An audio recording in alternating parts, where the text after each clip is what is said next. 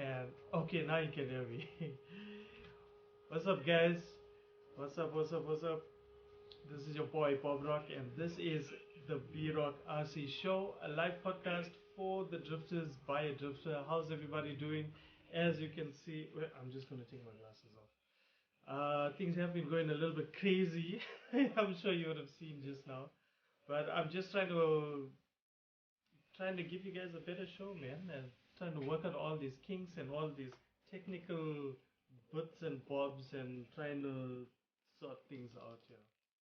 So I hope that you guys will like it. I don't know if you guys can hear some of that audio in the background. Is it too loud?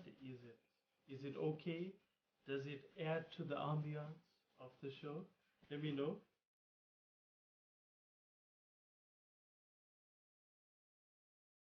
Is it a bit too loud? Just let me know. So I hope you guys have been having a good weekend. Have been getting a lot of drifting in, and it'll be awesome to know how you guys are doing and what's going on there. You are a bit soft. Okay, let me see. Okay, let me increase the webcam audio. How's that? Is that a little bit better, or do I perhaps need to speak up? Just let me know there. It's a bit too loud. Okay, so let me fiddle with this a little bit here. How's that? Is that a little better? Awesome. Yeah, hey, how's it, Marcel? Yeah, I had to clean up a little bit here. I was looking a bit too scruffy in the last the last episode. So yeah, trying to make the show look better, of course. It's a little bit of a mission because of time and trying to invest time into fiddling with this OBS and trying to make it work. And well, we're getting there. It's a work in progress, but we are definitely getting there. Awesome. Thank you so much, Wolf. Really appreciate it. Once again, thank you to everybody for tuning in to another episode of the B Rock RC Show, a live podcast for the drifters by a drifter. We don't have a very long show for you guys today, but it's going to be quite wholesome, and you will see soon as we go through all the different things and topics and stuff that I want to talk about. So just off the top of the starting and getting right into it, first thing we want to do is give a huge shout out to Jordan Munch out in the US and the Scale Science Boys. That's his crew and his whole organization, let's call it that. So he's always been hard at it, doing things for the hobby on his side of the US. And recently they managed to secure a new spot, and they're calling it Scale Science 3.0. It's out in Denver, Colorado. So you guys out there, if you are close by to Denver, you guys should definitely check that out. Now please excuse me while I am slightly distracted here. I am going to do something. I just want to give you guys a quick view of Scale Science and the stuff that they are doing. I'm going to show you a little video taken from the new premises, Scale Science 3.0. Shout out Jordan Munch. Now hopefully this works. And click there and go.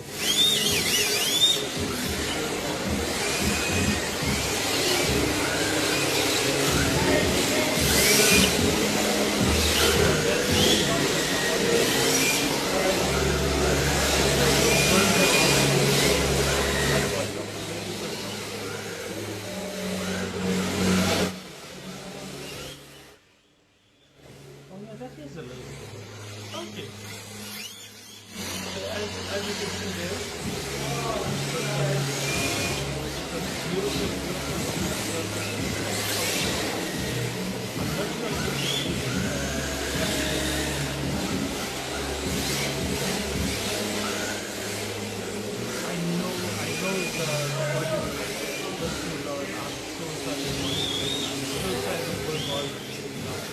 as you can see, we got some nice things going on here. Everybody's looking really, really good. Obviously, taking a bit of time to get used to the new surface. But it definitely looks like quite a nice spot for all you guys out there. And obviously, Jordan has his scale science shop with that. And there we have it from Scale Science. Hope you guys enjoyed that little video. I know it's a bit loud, and once again, I'm so sorry about that. But I'm getting there. Just give me a bit of time. I will work all of these things out.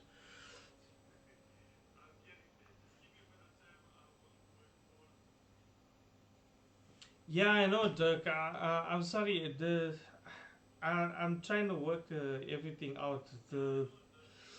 I can't get my set my audio on my on those videos for some reason, and when I do that, then the mic is gone soft, and then the audio from the videos is overpowering, and so I'm actually going to bring this a little bit closer to me, so hopefully you guys can hear me a little bit better now. Is that a little bit better? I'm trying to speak a bit louder as well. I don't know why. I don't know why it's the audio is still so soft. Let me see if I can fix it very, very quickly. Oh, I see. Okay, okay. If I go 150, will that help? Is that a little bit better? Just let me know. Okay, all good. So yeah, so quickly getting into it. That's a little our little opener from Scale Science, and there's the grand opening slash soft opening for their new spot, Scale Science 3.0, Denver, Colorado. Don't forget. Also, you can check them out on Facebook. Hit them up because they're always sharing similar ideas from myself, and we share a lot of info with each other. So yeah, you should definitely check them out as well.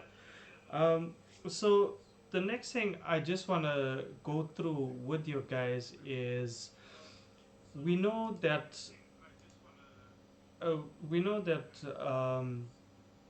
there's been the Yokomo Yd2 is a brilliant platform, same like the MSC RMX, the Overdose Gum as well.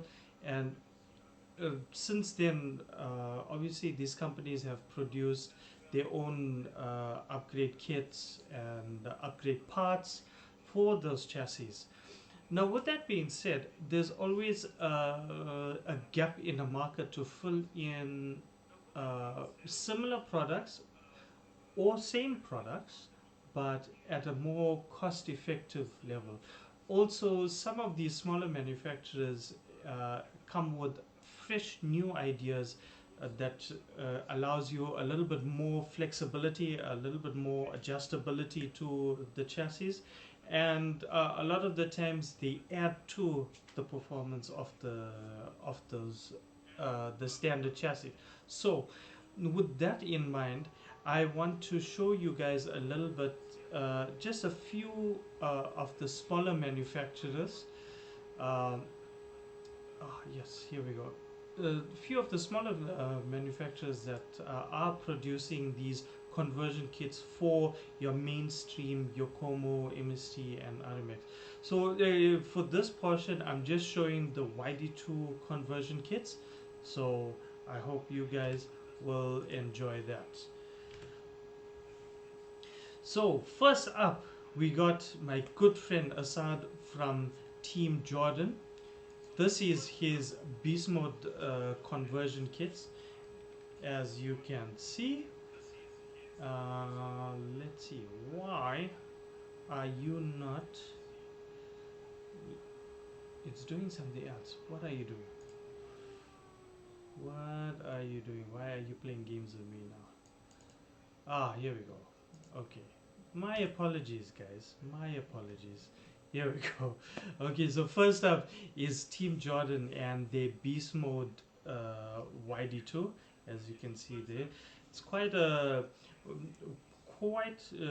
interesting take on the Yd2. A huge amount of options to adjust and to really get in there and really fine tune your chassis.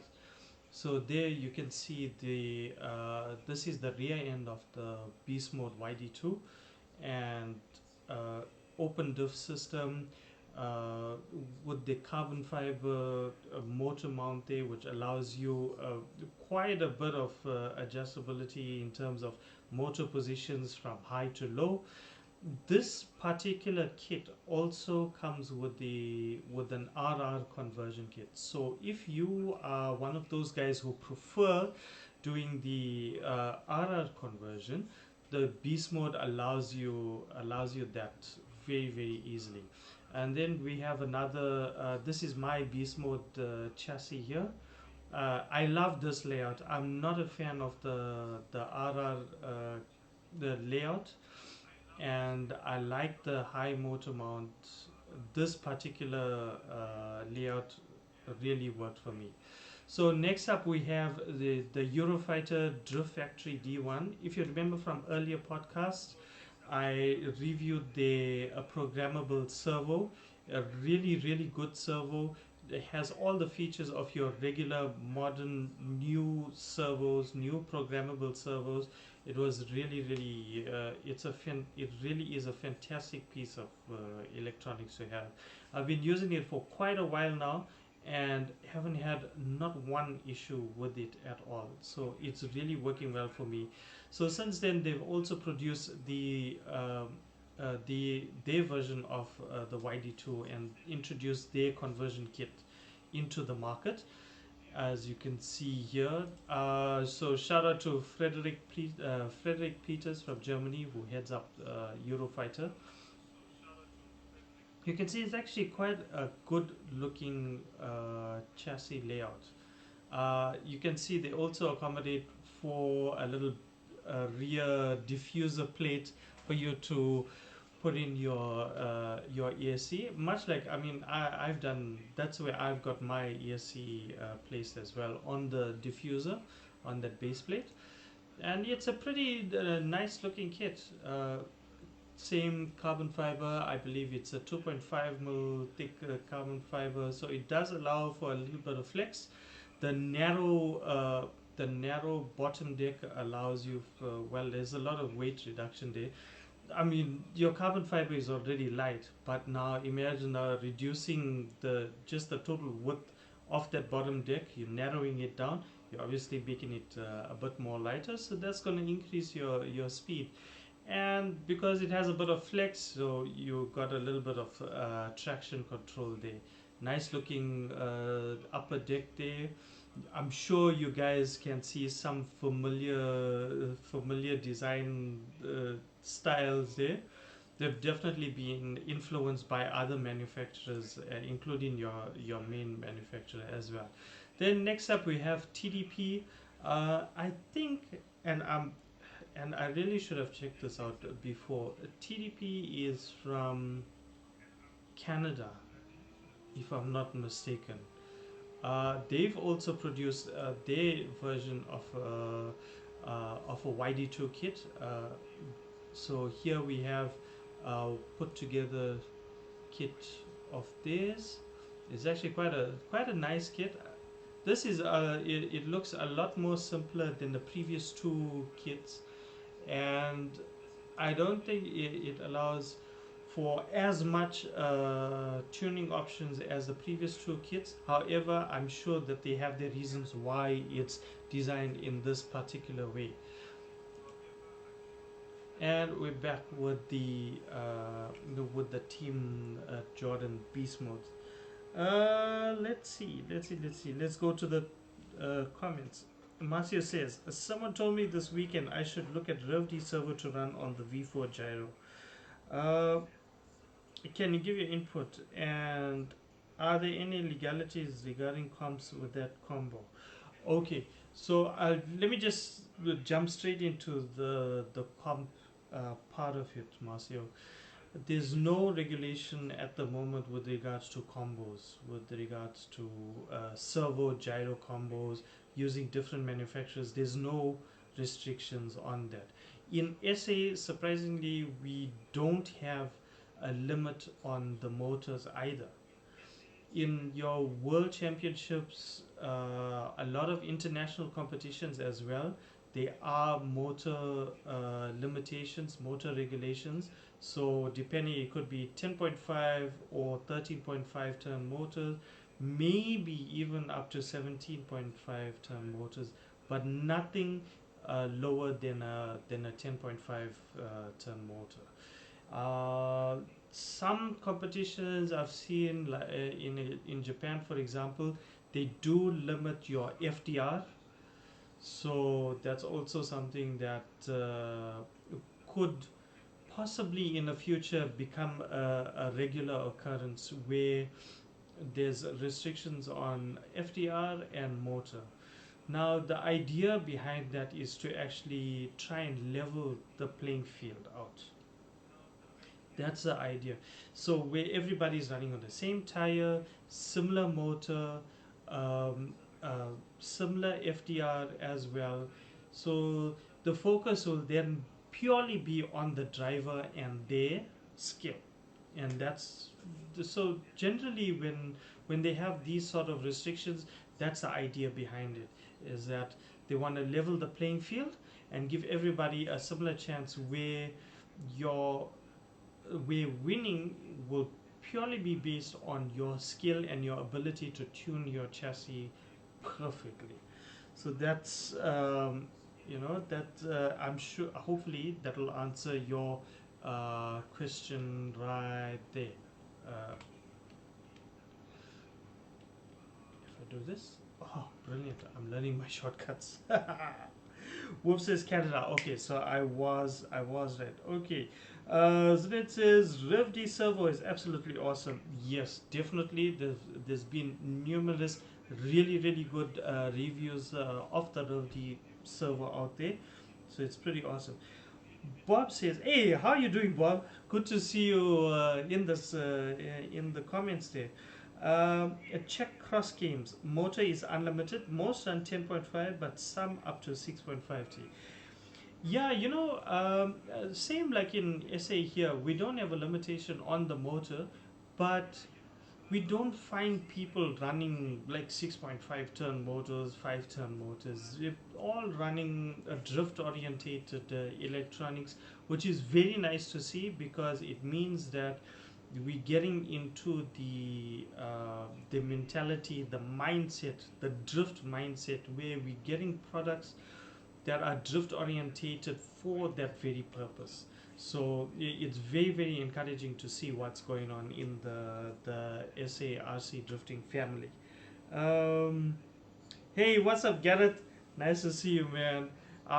This makes me so happy seeing guys back in the comments here, returning viewers.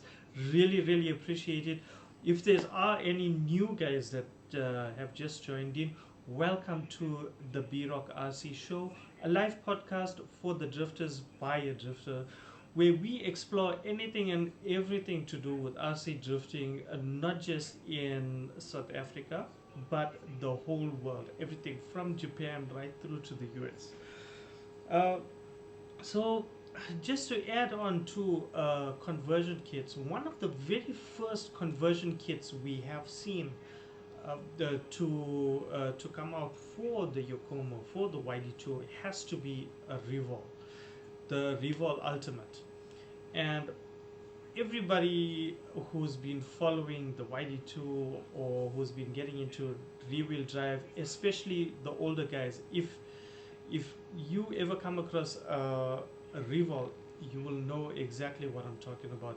The Revol conversion kit for the Yd2 proved to be one of the most prolific conversion kits to have ever come out. It came out with a bang. It proved its mettle. I think one of the the most celebrated, and when I say celebrated, I mean most look. How can I put it?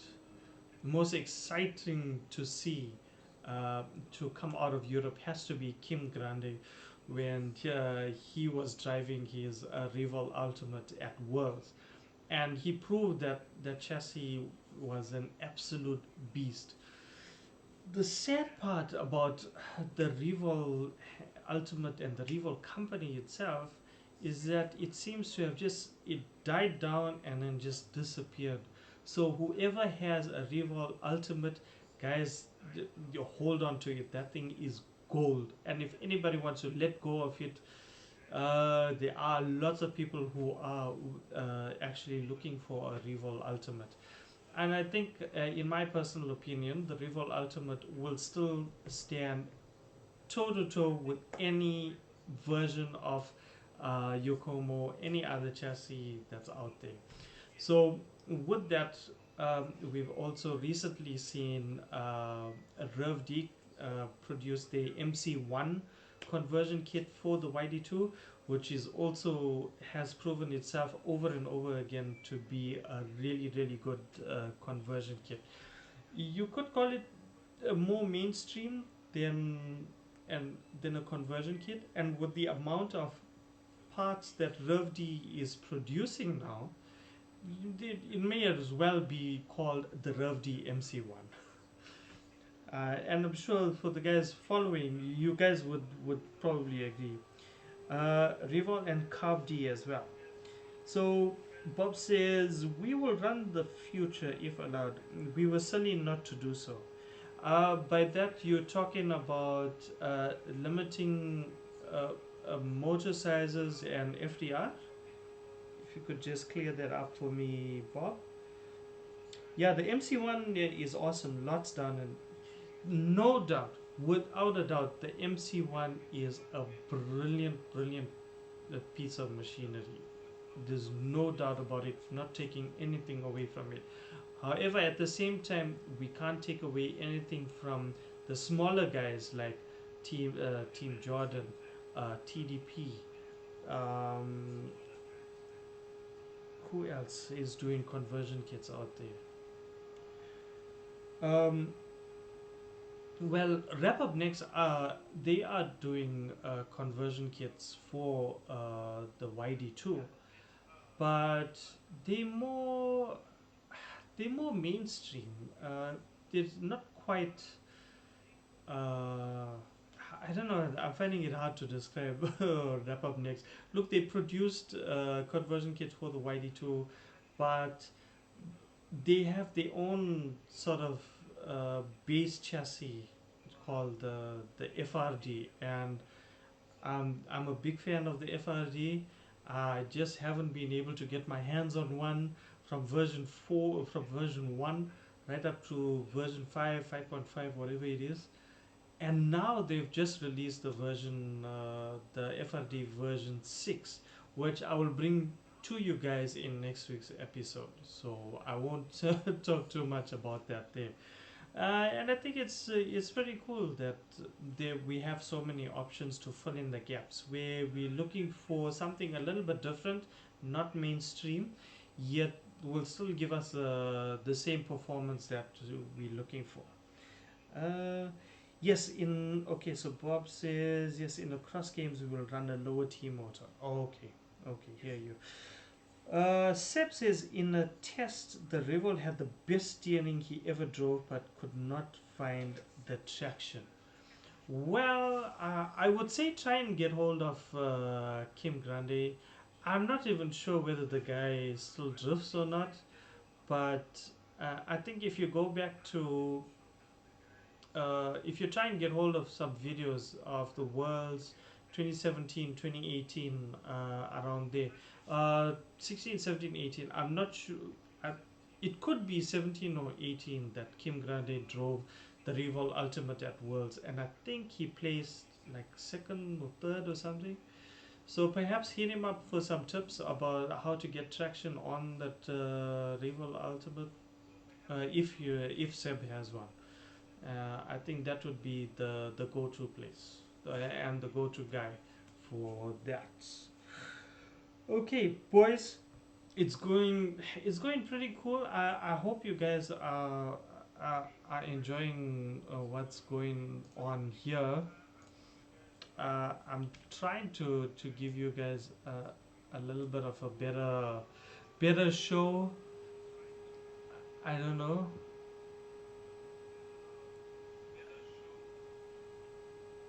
I'm just trying to sort out a couple of things now.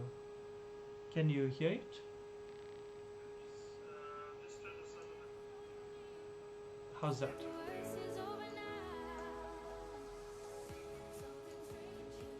Let's try it again. Okay, it might be a bit too loud.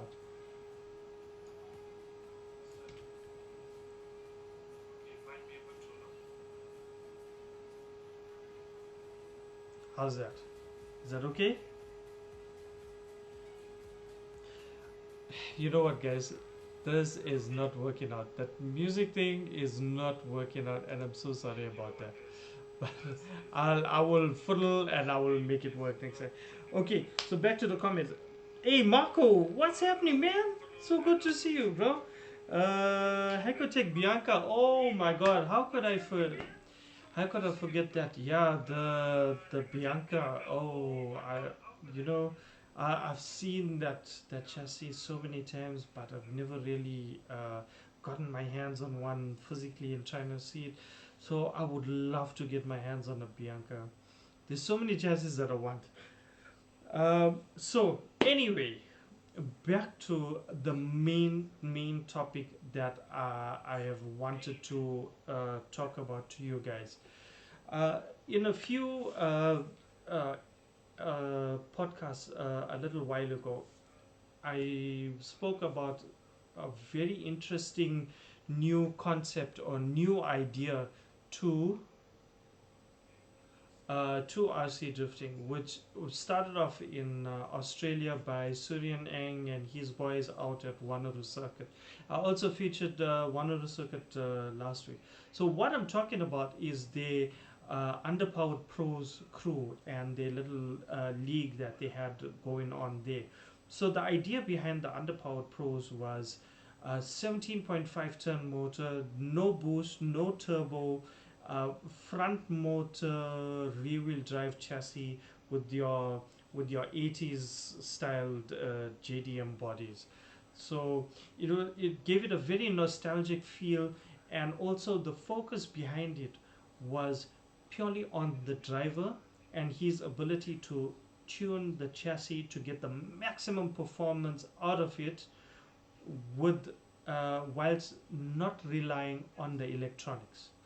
So it's all about mechanical tuning.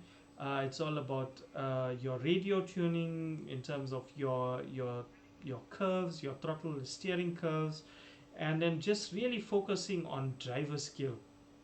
Now, what we have had happen here is the boys out in the US. We're talking about Dori Lounge, one of the best tracks and some of the best drifters in the US actually visit there and are from Dori Lounge. Shout out to you, Rich. So they picked up this trend, and I'm going to call it a trend because we want to try and make it a trend for the rest of 2020. So they've come out with a challenge called hashtag no boost no turbo challenge, which is turning down or switching off your turbo and boost on your car and running it just like that. It's slightly different because here they making use of the same electronics, but switching off turbo and boost, running the same motor that you have already, and running the same chassis. So they're not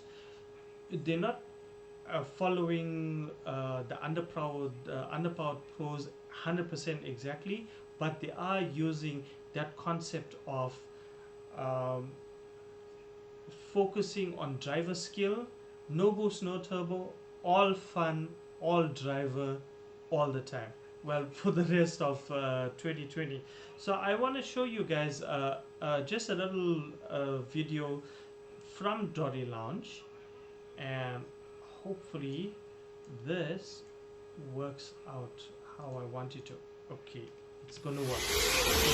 And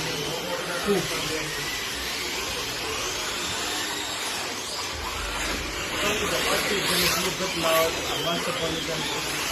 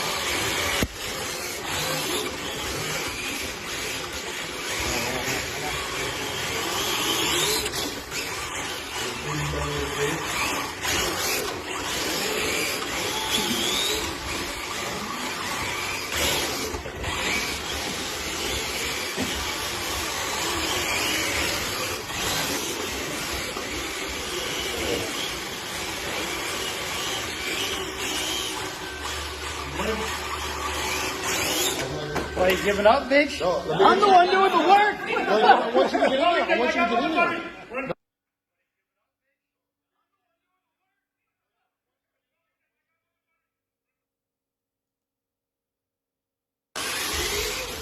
Okay.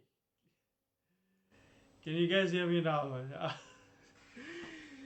I'm so sorry, guys. I don't know. I will figure it out. I will figure it out, and I will make sure that these shows look a hell of a lot better.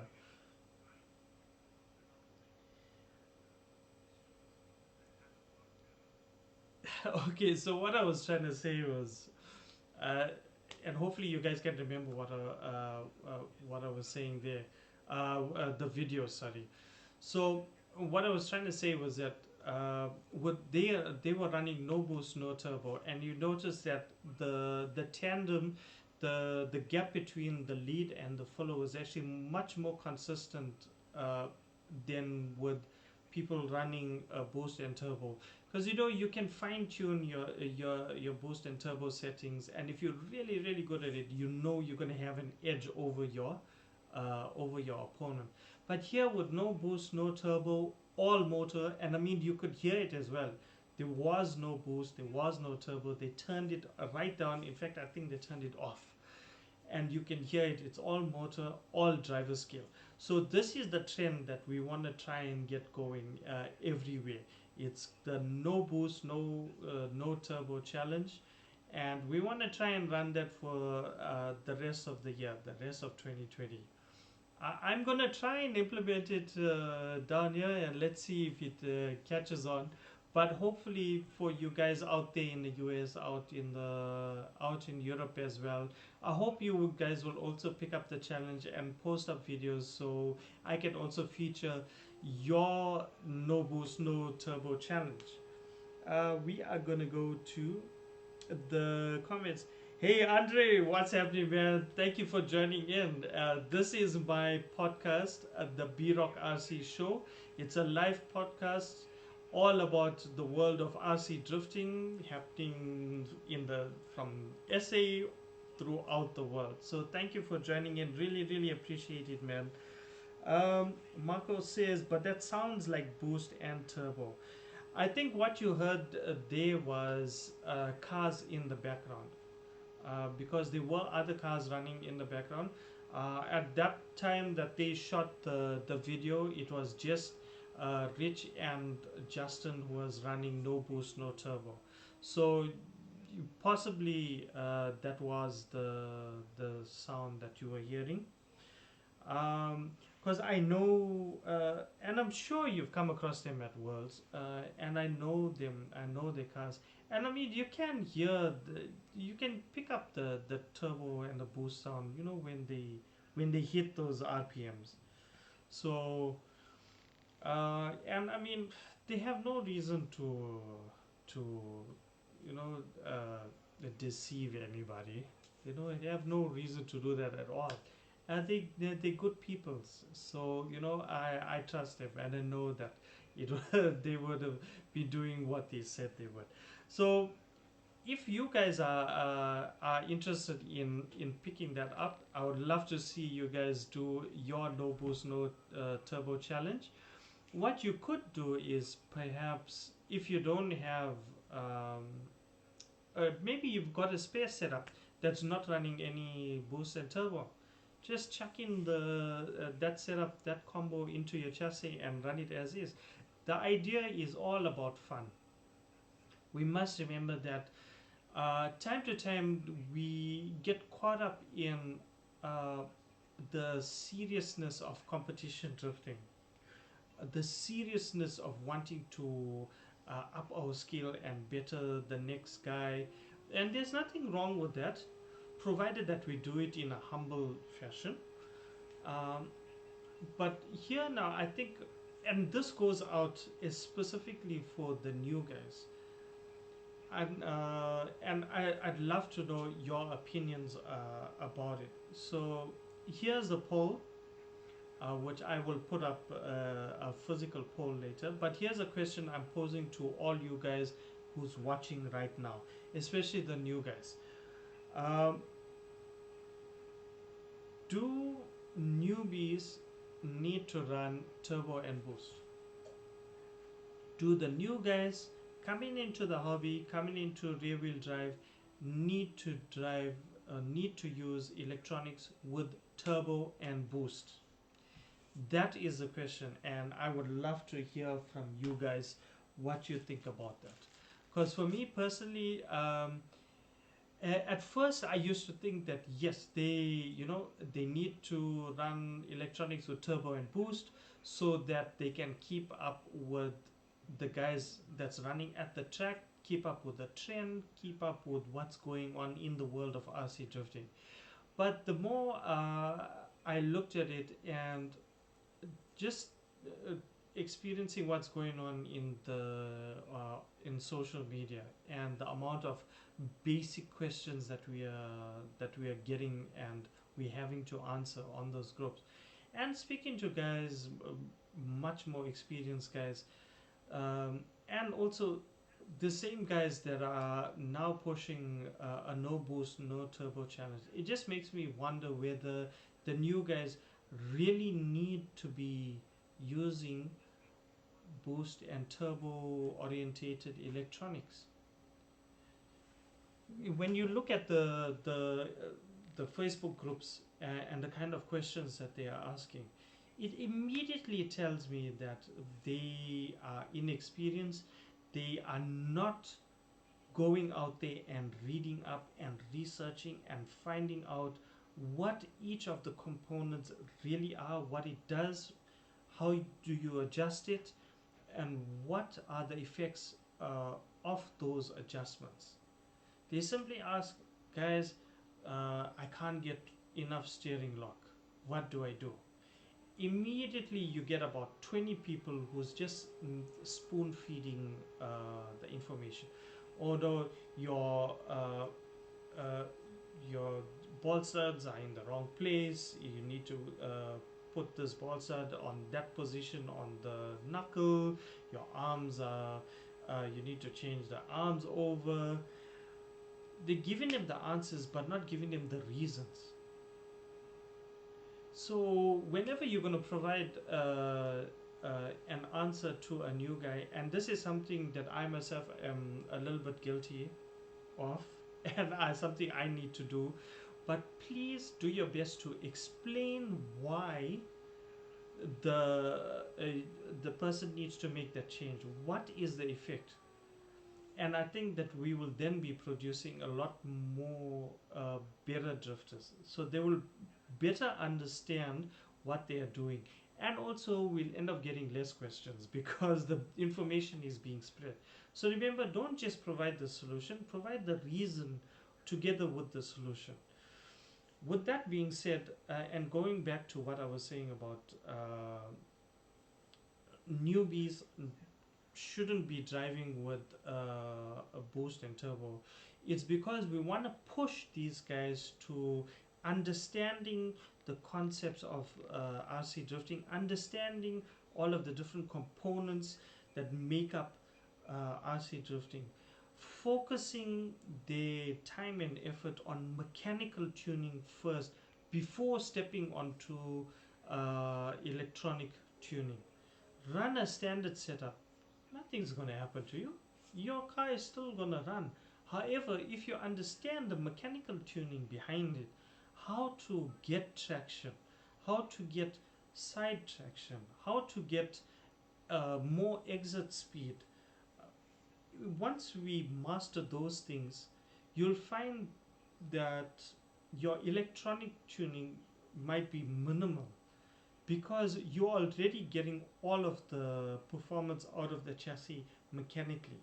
We are definitely missing out on that opportunity to teach, to share the knowledge about mechanical tuning. We are gonna go to some of the comments here. Hey Ricky, what's up, man? How you doing, bro? Like genuinely, how you doing, man? I actually meant to reach out to you for a little while now. It just keeps on slipping my mind. I really hope you're doing well. I hope that you are in a good space, and we need to see more DNRC stuff, man. So Marcio, just so you know, Ricky is the man behind Drift Ninjas, and that body I did for you has a Drift Ninja sun strip on your car. That's the guy. That's the man that hooked me up with all of that. Okay, so Marcia says, I don't know what I need to use, but I do know that I need a lot of practice. That's all. That's what it's about, man. You know, at first I thought, you need to spend a huge amount of time setting up your chassis, and then an equal amount of huge time to get your drifting right. I used to think that's what it was all about. But then as I learned more about tuning, learned more about drifting, I realized that setup only makes up about 20% of how your car performs. The other 80% is purely about how you drive. It's all about practice. Hey, what's up, Earl? Nice to see you in joining us. Really appreciate it. Thank you guys for joining in. You guys make up the show, man. You guys give me the vibe, give me the energy, give me the motivation to keep doing the podcast. So thank you all for all the encouraging words and all of the help, and just for joining in. And I love it when you guys share your comments and interact with me. Then it helps me give a better show, and also it gives me an idea of how you guys feel about all of these different topics. So really appreciate it. Ricky says, still here, just taking care of a few things. DNRC is here to stay. Awesome, man. Awesome. So good to hear that, man. Really good to hear. I'm glad you're still around and still keeping DNRC alive. Just keep doing you, man. Just keep doing it. Even if it's just you plus 2 other people, you plus 3 other people, just keep it going, man. The main thing is that we're keeping this hobby going, we're keeping it alive, because you, me, all the guys on chat, all the guys that I talk to around the world, all the guys that are doing things, putting out content, even if it's just a picture on Instagram, all you guys are contributing to keeping the hobby going. So keep at it, man. Don't stop. Don't stop. We're gonna make this thing run forever. That's the idea. So yeah, I'm actually waiting for more comments, guys. Do you think the new guys should be driving with turbo and boost, or should they focus on no boost, no turbo, and focus on the driver skill, the mechanical tuning? Let's hear what you guys have to say. So far we have one comment with that regard, so I'm hoping to get more comments about it. What do you guys think? Personally, I think, and I'm gonna reiterate this, that we need to shift our focus onto mechanical tuning and not electronic tuning just yet. I'm not saying that we shouldn't look at electronic tuning at all. I'm saying let's focus on the mechanical side of it, understanding everything about the car and all of its effects. And the one thing that comes to mind is what we spoke about in last week's episode, which I also dropped the links to the rear-wheel drive group. I can't remember the name. I don't know why, but anyway, basically it's all articles written by Marcus Masanori. If you guys are long in the game, you will know that name, Marcus. And he's written a number of extremely brilliant articles about RC drifting, and where the focus was all on the mechanical tuning of getting your car right, from your steering to your toe to your camber. And he didn't just explain how to adjust these different parts of your car, but he also explained in detail the what they are and what are the effects and how do you adjust it. So if you need to read it a few times, and time to time I do that myself. I go back and I read his articles, like about steering, your steering ratio, your how to get better roll center, what are the effects, and all those things. I go back and I reread it. So sometimes what happens is you'll read something now and you think you have it fully worked out, but then the later on, as you go along, you understand that same concept a little better. So when you go back and you reread it, then you understand fully and completely what the author was trying to say. And I'm finding that that's what's happening in my case with Marcus's articles. It's really well written, really good, and you guys should definitely go and check it out. It's all on Facebook as well. Master says, with no boost and turbo, would we be able to keep up with the guys using boost and turbo? Good question, and I will get back to you on that. Marco says, I think you first have to understand in which situation here you have to use boost and turbo. Yes, okay. So Marco, before I get to your comment, I just want to answer Marcio's question. Definitely, that's a good question, and not necessarily that you won't be able to keep up with these guys. The whole idea is again to understand the mechanical tuning.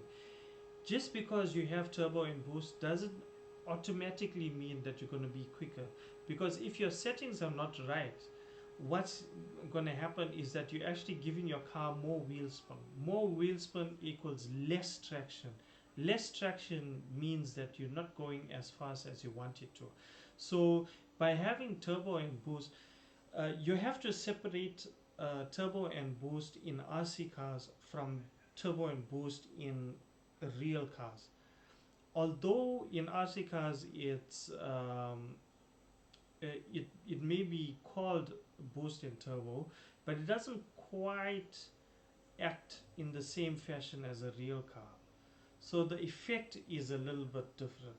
Here on your on the drift cars, if we throttle more, we're giving more wheel spin to the car. So you're actually driving, you're going slower than you need to. Now that can be circumvented by your damper tuning.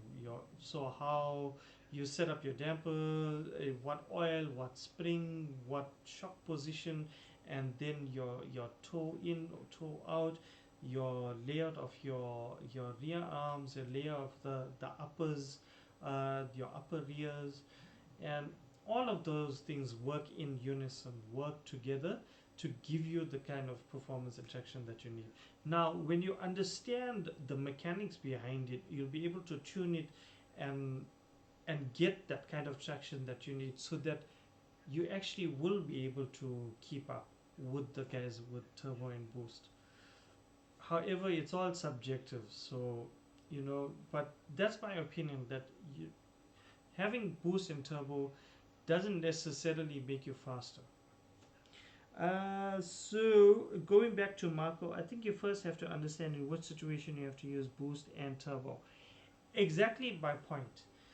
This is what I was trying to say, especially for the new guys. If you, we telling those guys you need an ESC with turbo and boost, but we're not explaining how turbo and boost works.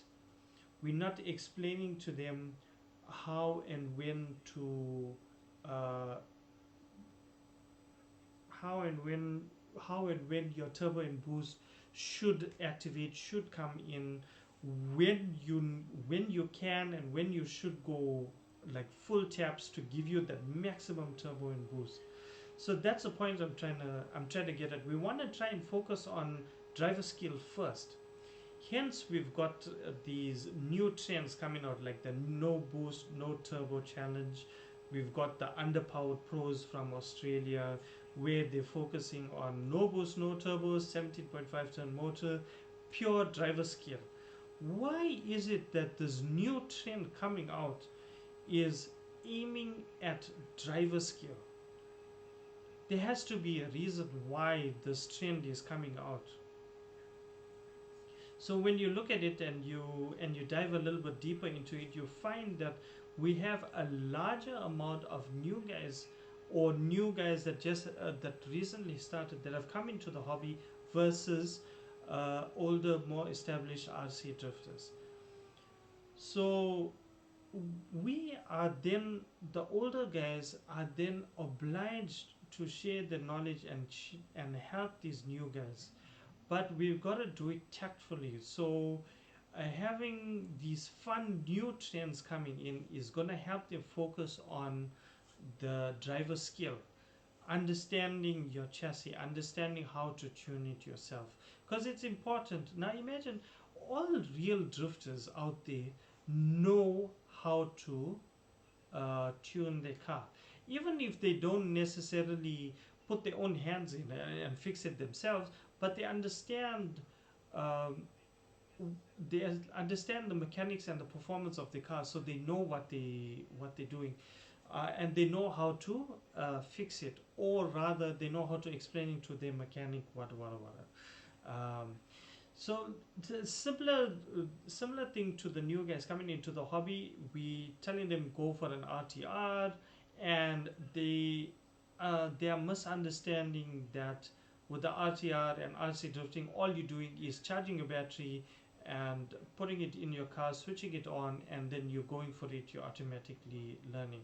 But we're forgetting to tell the newbies that you need to practice your throttle control, you need to practice switching first before you can start handling the track properly. So that's why a lot of the guys are getting frustrated with these new guys when they find them on the track, because they're driving a little bit and they're spinning around. You get what I'm saying? And now they want to ask the questions, but they're not asking the right questions because they still don't understand the concept. So we really need to push the focus on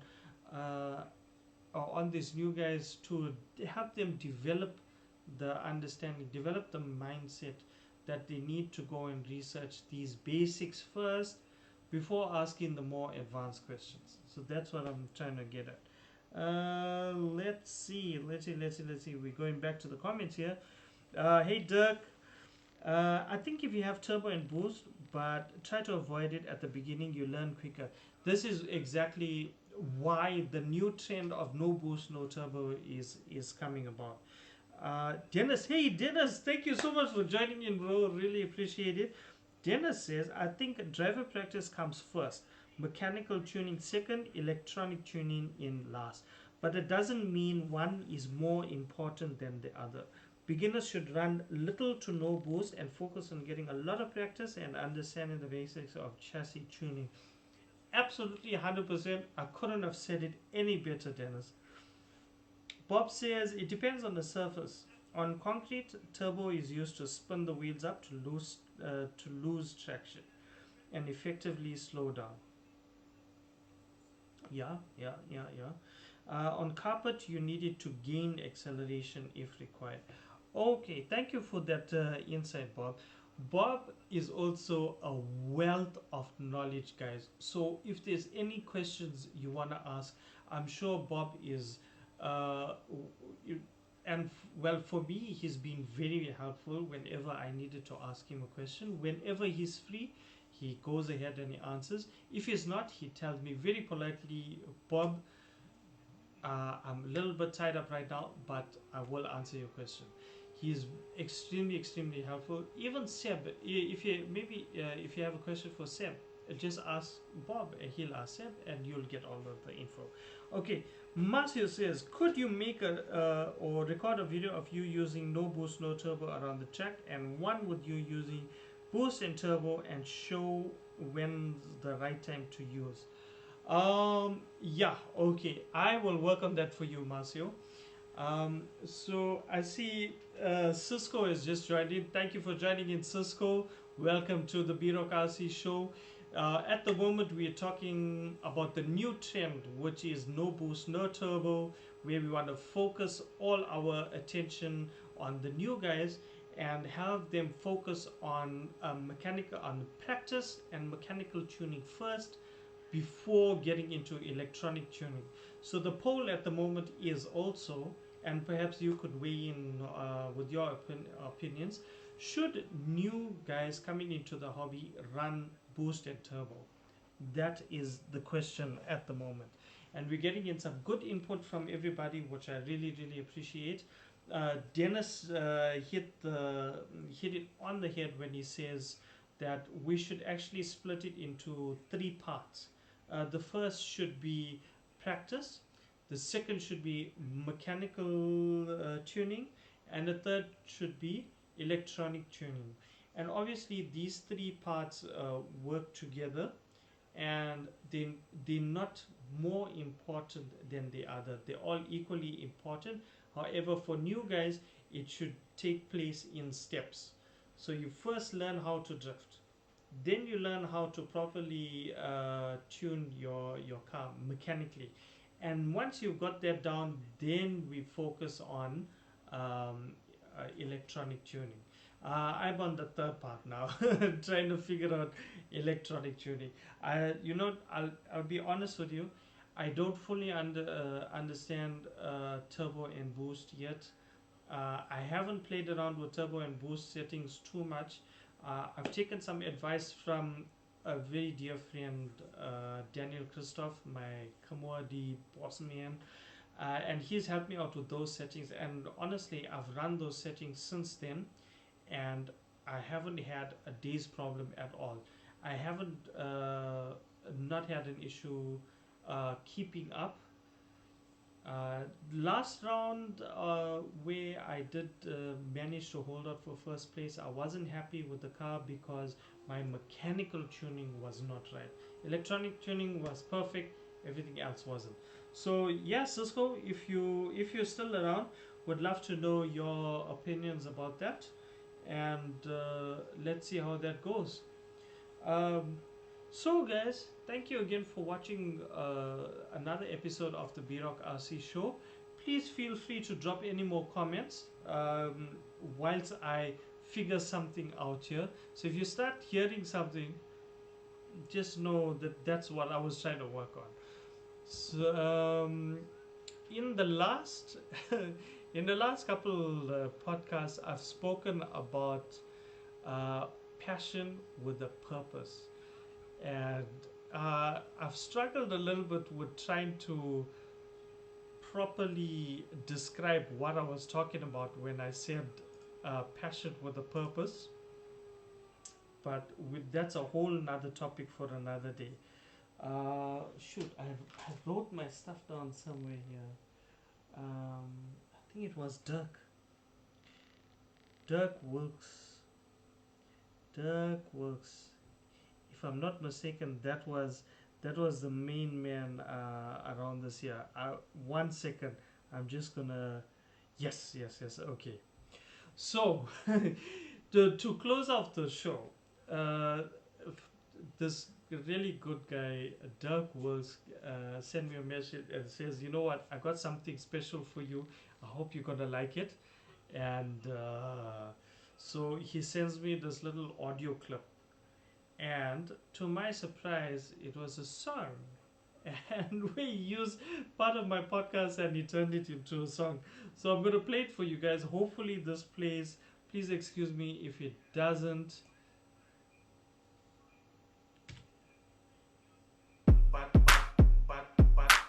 Hopefully it plays. Hey, what's up, people? Thank you so much for joining in, man. Bro. For me personally, it's passion with a purpose. Passion with a purpose.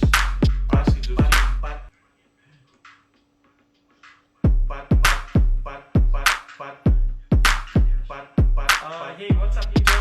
Thank you so much for joining in, man. Bro. For me personally, it's passion with a purpose. Passion with a purpose. So guys, I got my own song now. What you think about it? Huge shout out Dirk Wilkes.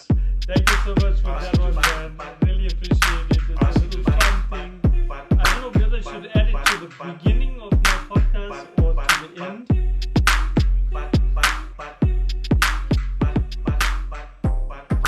I don't know. What do you guys think? Add it to the beginning of the show, to the end of the show. It's okay. Got a nice beat. Got some audio clips in there. You did a good job, man. Huge shout out to you, Dirk. You're the man, dude. You're the man. Thank you so much.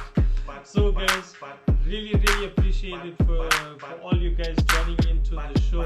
It's been awesome. I hope you guys will join me in the next episode of the B-Rock RC show. We want to try and get in a couple more episodes before the end of the year.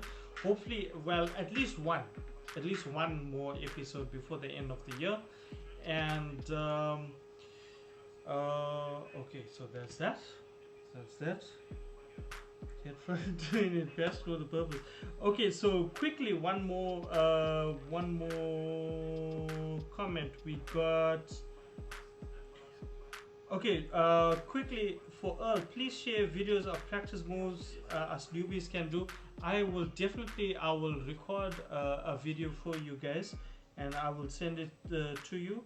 Bob says, to expand, if you watch Seb on concrete when chasing, he will use turbo to spin the wheels up, lose traction, and effectively slow up. It's more effective than using the brakes because you don't lose momentum.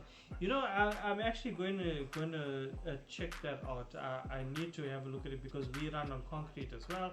So it'll be very interesting to see how he uses it, and perhaps I'm actually quite keen on implementing that into my driving style as well. Sorry, I don't know how that song was going on again. Okay, so guys, thank you once again for tuning in to another episode of the B-Rock RC show, a live podcast for the drifters by a drifter. Hope you guys are good. Please guys, please be safe. Make sure you use your mask, make sure you sanitize. If you're not one of those people that uses a mask or wants to use a mask, make sure you sanitize, make sure you keep yourself safe and healthy. This COVID thing is still going around and it's still causing havoc, so please keep yourselves safe and healthy. We want to see you back in the comments again. I want to meet up with you sometime. Hopefully we get to do worlds again, and I want to hopefully meet all of you guys again. So please be safe out there. You guys can also check out my YouTube channel. It's the link is on my page. You guys can check it out if you want to go back and see past episodes of the B-Rock RC show. Huge shout out to Jordan and Rich. Jordan from Scale Science, Rich from Dori Lounge. Huge shout out to Frederick Peters from Eurodrift. Huge shout out to Joe Pillars from One Up Racing. Thank you again for allowing me to be part of your family, the Komoa D family, the RC drifting family of South Africa, all you guys, and also all of you fantastic viewers that keep on coming in and keep giving me the motivation to do the podcast. You guys are the real MVPs, all you guys. A huge shout out to you, and thank you again for joining into this episode of the B-Rock RC show. I am talking too much, so peace. See you guys again. Catch me on Facebook and on Instagram. I follow back. Cheers guys.